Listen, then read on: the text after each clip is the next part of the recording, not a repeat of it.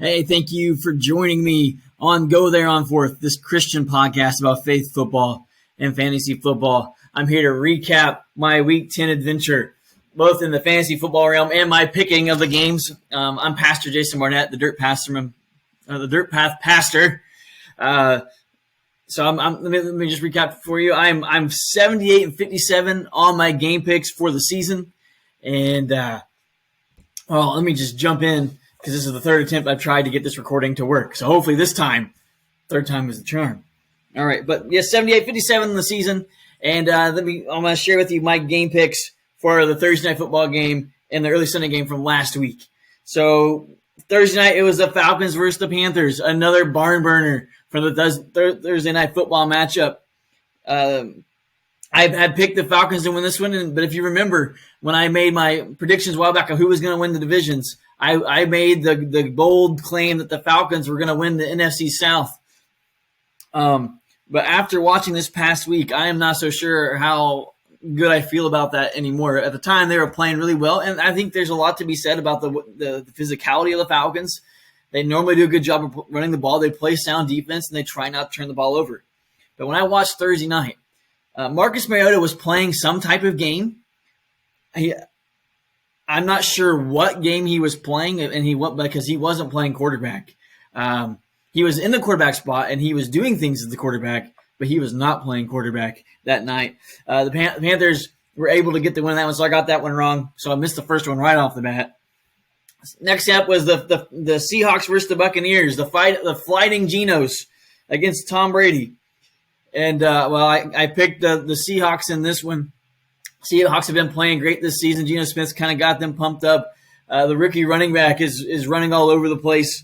The defense is finally starting to play better. And so I thought this one was going to be a low-scoring game because the Buccaneers do have a solid defense. It was the Buccaneers' offense that concerned me. But then again, as so often is the case, when you pick against Tom Brady, you end up not winning. You end up getting it wrong. My favorite thing from this game, though, was I can't remember if it's Tom Brady's Twitter account or Instagram or something, but somewhere on social media, Tom Brady, he was talking about the play in the game where he was actually the receiver, right? They were in that little trick play where they're going to throw it to the quarterback on the backside, and they throw it to Tom, and Tom slips, and it gets intercepted. Yeah, well, Tom Brady just, he said if he hadn't slipped and fell, we would have seen him make a Moss-like jumping over the defensive back catch and return it for a touchdown. The world just wasn't ready to see that. So Tom Brady slipped and fell. Maybe Tom did it on purpose because he didn't want people to know that he could play wide receiver as well as quarterback. And maybe he just think I'm too old to be doing that now, making that switch. So anyway, I picked the Seahawks and they did not win. Next up, the Vikings versus the Bills. I did pick the Vikings to win this one, and this game was amazing. This was the game of the year. It was back and forth. The last 2 minutes of this game were just absolutely bananas. The Vikings have it on the 1 yard line. They get stopped, turn it over on downs. The Bills get it. The Bills fumble the ball into the end zone. The Vikings score. You think that's the end of it, but then the kicker misses the extra point. The Bills get it back. They drive down, score a field goal. Next thing you know, we're in overtime. Crazy, crazy, crazy game. The Vikings end up picking off Josh Allen to walk away with a victory. So they got that one right. Lions versus the Bears.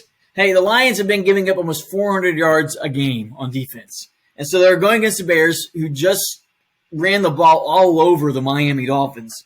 So I picked the Bears to win this one. And I was so confident of this fact that we have a lady here that goes to our church that she is a Bears fan. And I said to her, I couldn't remember who the Bears were playing. She said the Lions. And I said to her, as she was leaving, the Bears ought to beat the Lions. And she responded, yeah, who loses to the Lions? Well, the Bears lost to the Lions on Sunday.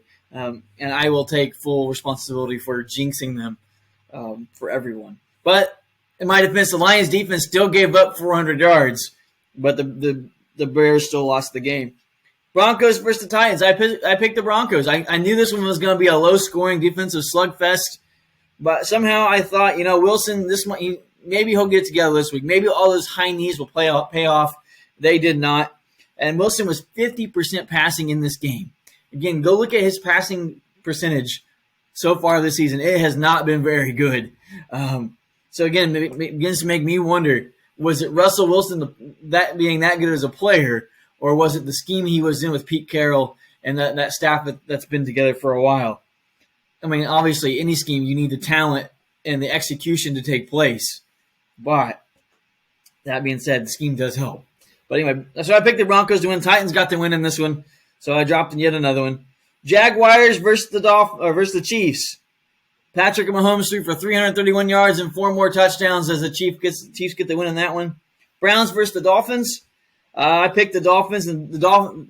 Now, what had concerned me, even though I picked the Dolphins to win, the Dolphins did get the win, so I'm happy about that. I was concerned as far as the defense was concerned for the Dolphins, because remember, they just gave up 178 yards rushing to Justin Fields a week ago.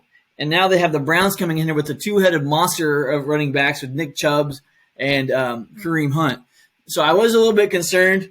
And the Browns still rushed for 112 yards, but the Dolphins had 491 yards of total offense. Hard to beat anybody when your defense gives up almost 500 yards. So Dolphins got the win. Texans versus the Giants. Giants got the win in that one. I don't have anything fun to tell you because I didn't really pay attention to that game or any of the stats that came out of it. Saints versus the Steelers. I picked the Steelers win mainly because Andy Dalton was 3-13 career versus the Steelers. And now, well, he's 3-14 against the Steelers. And TJ Watt came back. No sacks for Watt in this game. But the defense did pick up 2. That defense is a different defense with TJ Watt in the game. So I wouldn't be surprised to see the Steelers make a little bit of a late season run here now that they have him back in the lineup, if he can remain healthy the rest of the way. All right, this is a podcast about faith football and fantasy football. And for the faith side of things, I always like to share a devotional. And this past week, I had the privilege of going to our Estill County High School here in Estill County, Kentucky, and sharing with our football team a brief word of encouragement as they were preparing to face, I think it was Mason County in the division in their playoff game. Mason County was undefeated.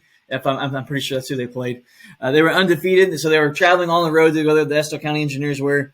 Our church was feeding them before they had to load on the bus to get there, and I was asked to speak before they ate, so I kind of didn't have a lot of time to do a full expositional sermon with them. My mindset going into that was, I'm here to encourage these young men, and maybe in some ways, as far as the faith is concerned, and give them an introduction to Jesus and the Jesus that loves them. And so I wanted to share with you that message I shared with them. And I kind of began that by sharing with them my personal football career, not my fantasy football career. That's been a long thing coming. I've actually been pretty decent at fantasy football until this year. But I shared with them my actual playing career, which I started playing when I think I was in the 3rd or 4th grade. I played on the Steelers in our county little league in Morgan County, Indiana. Then I graduated from that section. The AFC teams were like the 2nd through 3rd grade, 2nd through 4th grade. So I may have been in 4th grade. And then 5th through 6th grade was the NFC teams. And so I played a year for the 49ers, and then I played for the Bears, and then I played in middle school and 1 year of freshman football in high school. I was a free safety. I loved to hit people.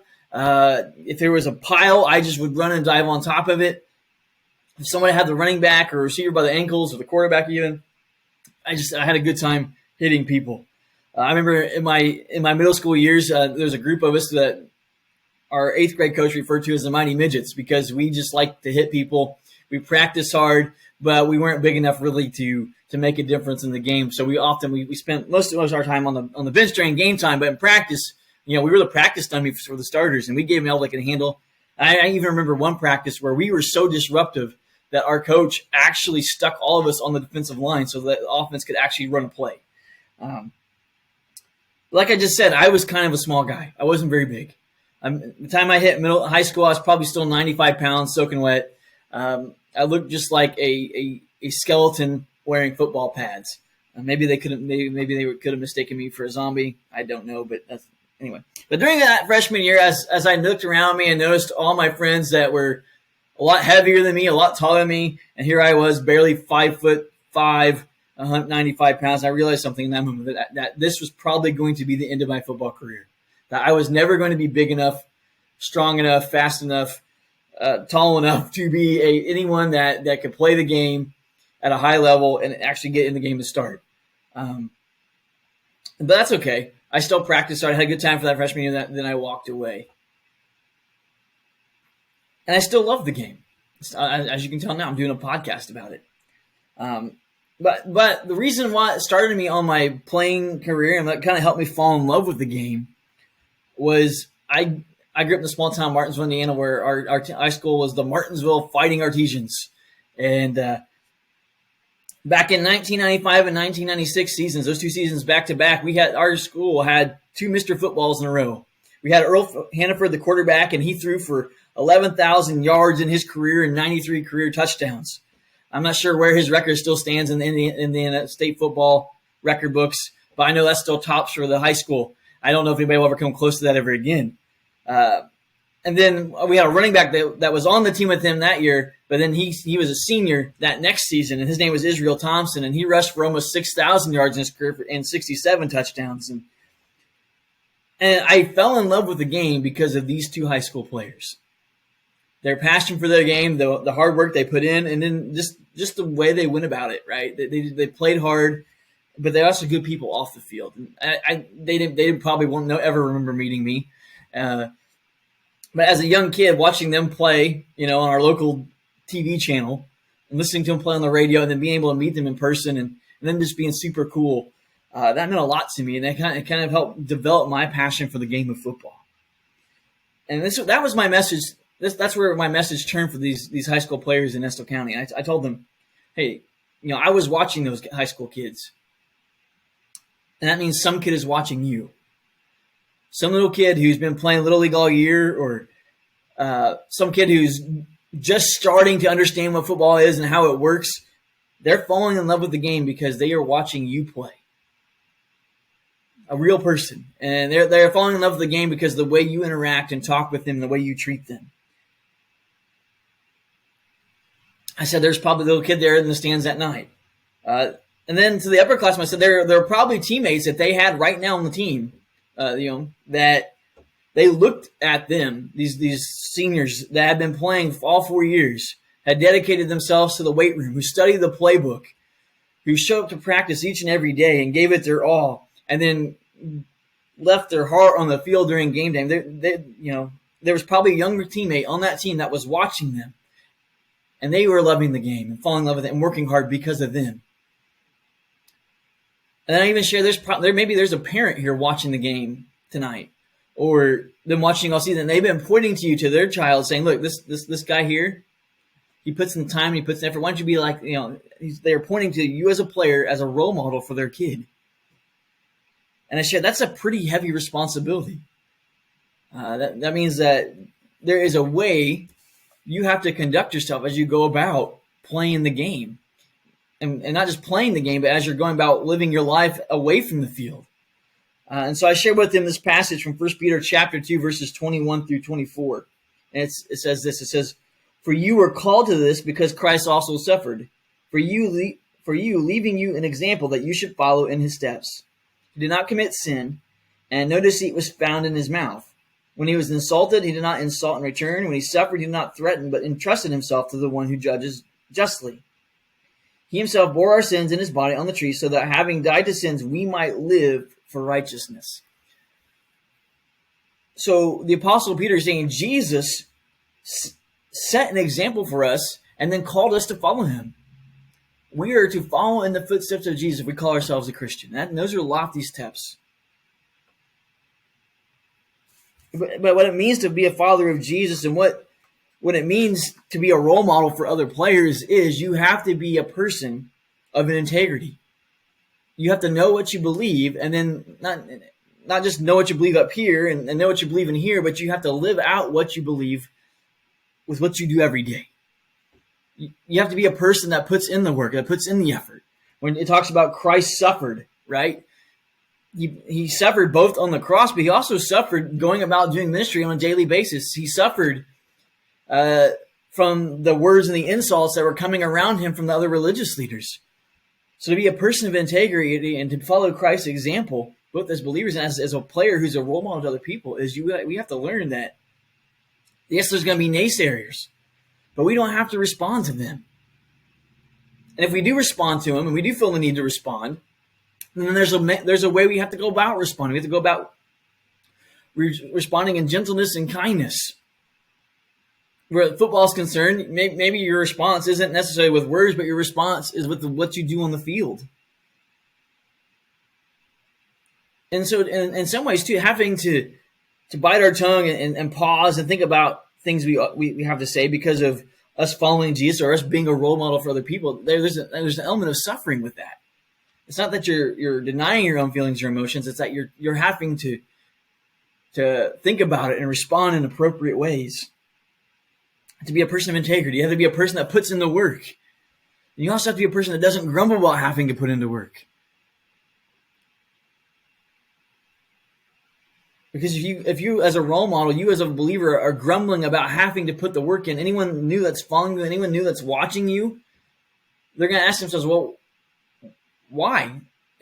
Why? Or they might even use you as an excuse to not put in the work or the effort. Now, again, every person is responsible for their own actions, their own decisions, and things like that. But as Christians, we're called to influence people for Jesus. As a role model, as a high school player that these younger kids are looking up to and your younger teammates are looking to, you have a responsibility to be an influencer to them, whether you want to or not. That's you just being you and being on the team and being a player on that team in the position that you are, and the stats that you've gained from that, you have to by accepting that, by you living up to that and gaining that reputation, you're a person of influence whether you want to be or not. That's where you find yourself. So therefore, we have to be an influencer. We have to be a person that doesn't grumble about having the things we have to do, but we have to allow our lives, the things that we say,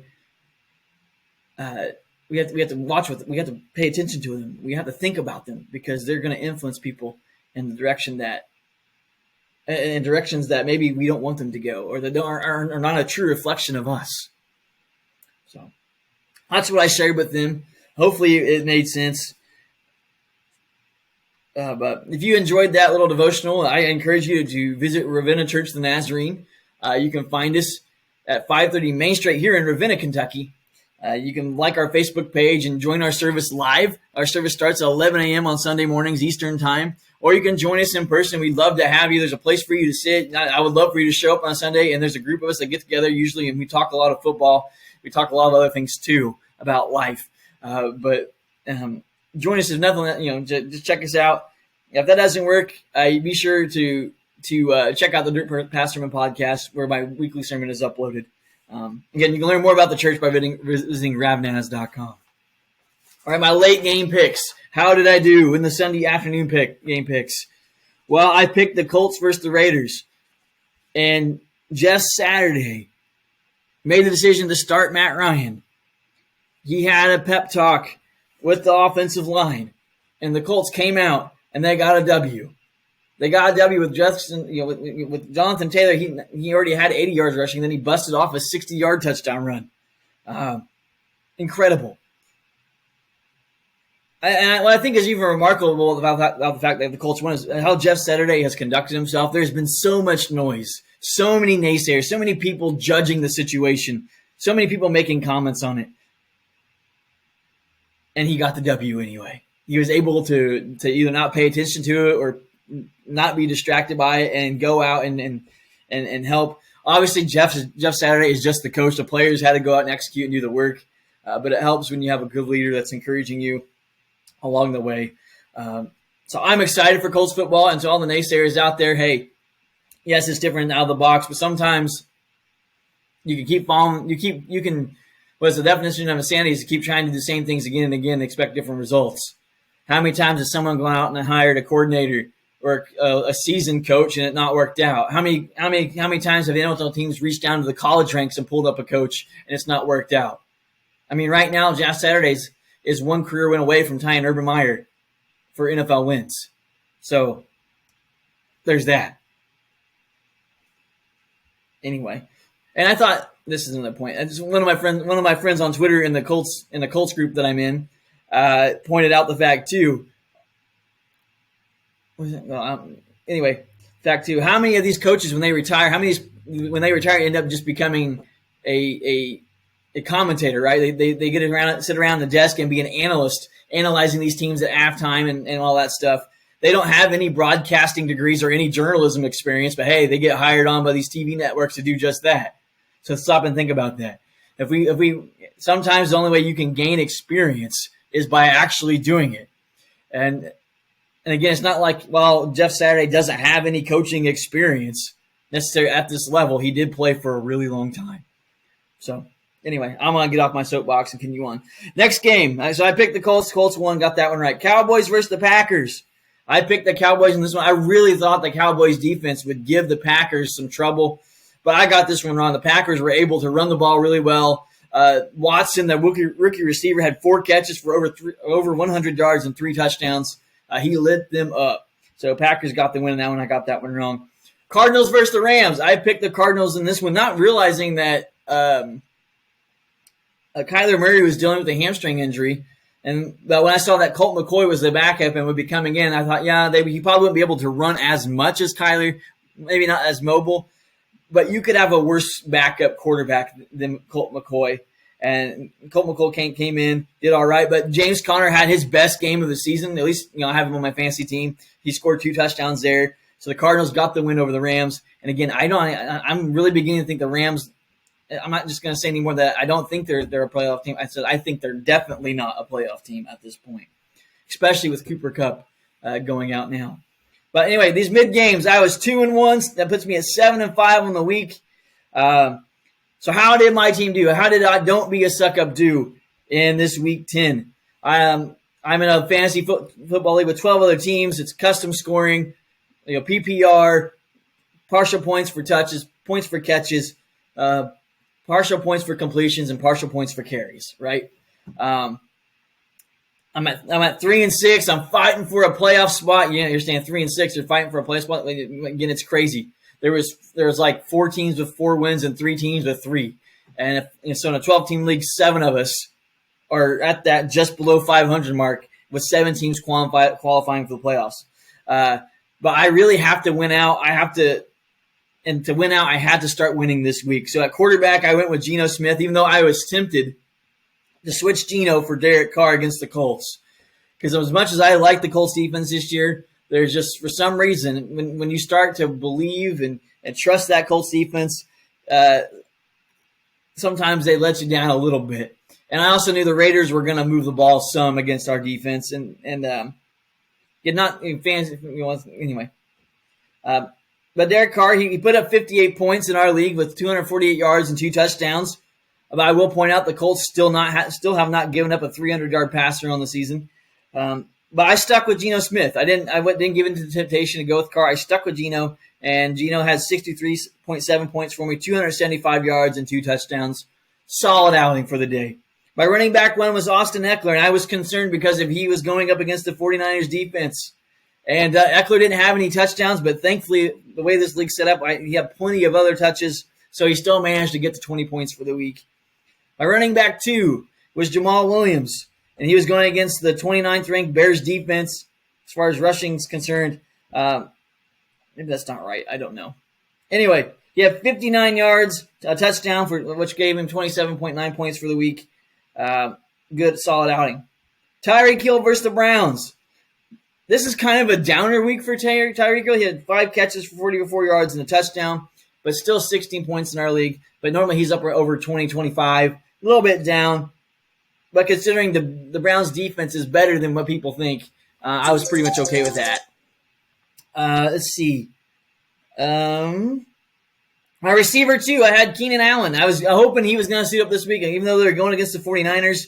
But with so many injuries on the Chargers, I thought maybe he will play, but he didn't suit up. Thankfully, I had time to make a switch. I went with Deontay Johnson.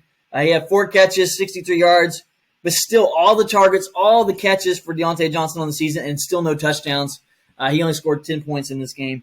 At tight end, I went with Dalton Schultz. I was a little concerned that they were going against the Packers defense. The Packers have been very stingy against tight ends, but Schultz had 6 catches, 54 yards, and a touchdown for 18 points. I think Schultz is becoming a must-start at tight end for me. So and just the way he's getting targets and utilized by Dak Prescott in this offense, even if you don't like Prescott and the Cowboys, Schultz is worth it in your fantasy lineup.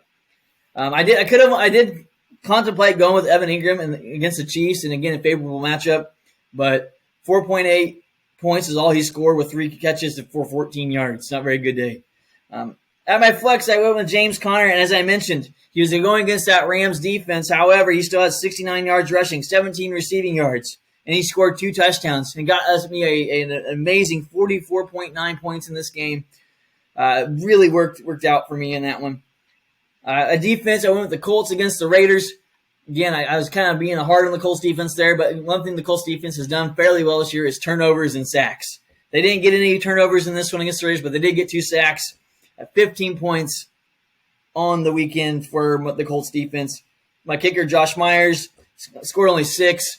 If I had really been paying attention, which I probably should have done a better job of, I would have paid more attention to the fact that they were playing the Buccaneers defense, which was going to limit the Seahawks offense, and maybe gone with a different kicker, and I would have maybe at least been able to get double digits from the kicker instead of just 6. But anyway, I got points.